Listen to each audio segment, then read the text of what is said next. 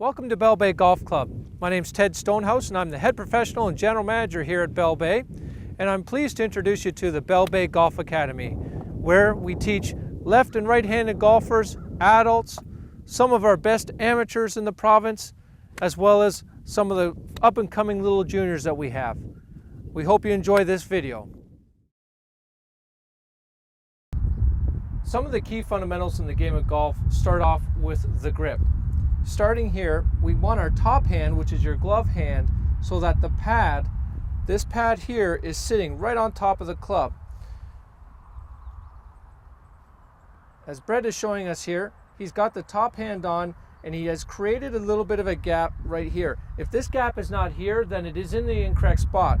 As I slide the club down, the gap will now become in behind his pinky, and that is not a correct position because you will lose the club at the top of the swing. So setting this hand right up on top is key. You want that pad of the palm right on top of the grip. And this V will need to point between your chin and your shoulder, depending on how strong we need that grip.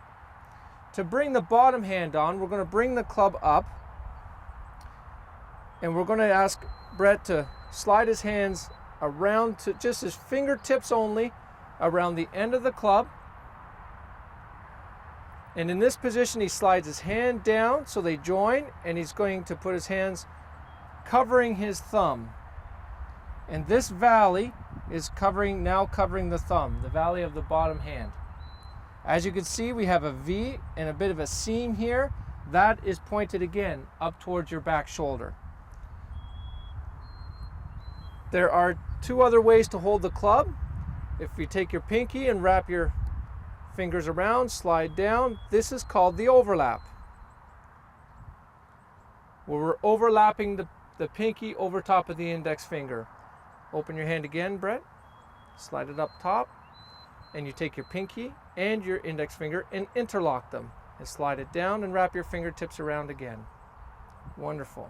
Bring it back down, and this is what most players will use, is the overlap or interlocking grip. As you can see, the two V's are pointed up towards Brett's back shoulder, as well as he's nicely covering that thumb with his bottom hand. The biggest thing I want you to notice is, take a look, it's in his fingertips, not wrapped into the palm. And if you have a grip like this, you are guaranteed to start hitting a better shot. Part of those foundations is certainly starting off with a perfect platform. We want to have our feet nice and stable in our stance, weight approximately 50% on each foot, and well balanced. I don't want you feeling like you're too much on your heels or your toes, but well balanced. The back foot should be nice and square to the target. The front foot, we can toe it out just a little bit for balance and less restriction on the way through. As you can see, we're set up now with this good posture and stance, and our ball position, as we would like to have it with our irons, is in the middle of our stance. We do not want it any further back than that with our irons. There's a misconception that as you go into a 9-iron and a pitching wedge, that golf ball needs to move further back in your stance. And with irons, we shouldn't have it any further back than the middle unless you're playing a special shot and trying to lower your trajectory. So if you have a platform like this, again, this is the foundation of a good golf swing. Continuing that perfect foundation for the golf swing to hit those good golf shots, we have to have a good posture, especially an athletic posture, which is so key. So gentlemen, if you would stand up if you would, put the clubs out in front of you, extend them right out from your shoulders, and just have the clubs angled slightly in the air.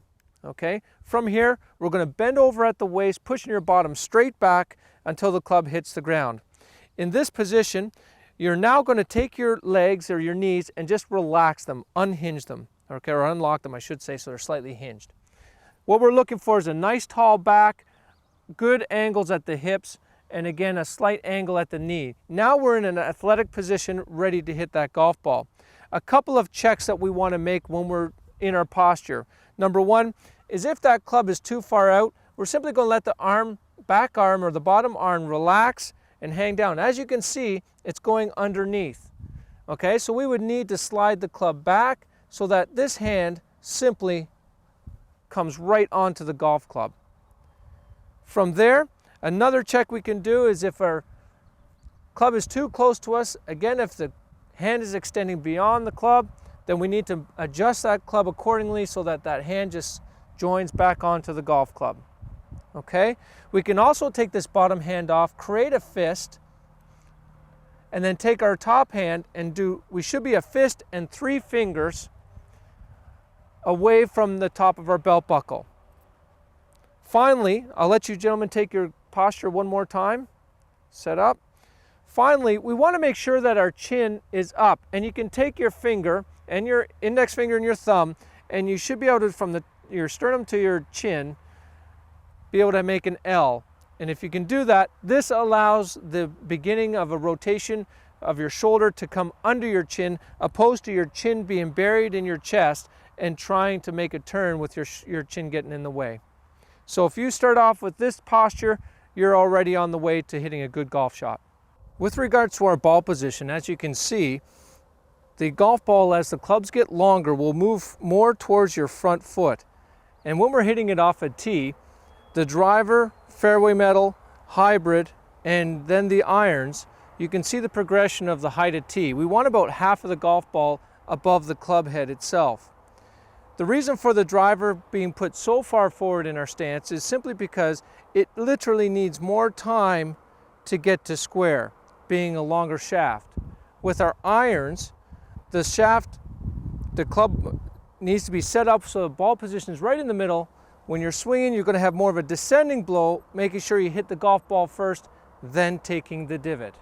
So as you can see, once again, the setup with that ball position up by our front foot with the driver, slightly further back just off the inside heel with the fairway metal. Hybrids will be just another ball width back, and then our irons off approximately the middle of the stance. Irons should never be any further back than the middle. With regards to the ball position and posture, as you can notice, it does not matter which club I have in my hand. At this position here, I am still the same distance from the end of the club to my belt buckle.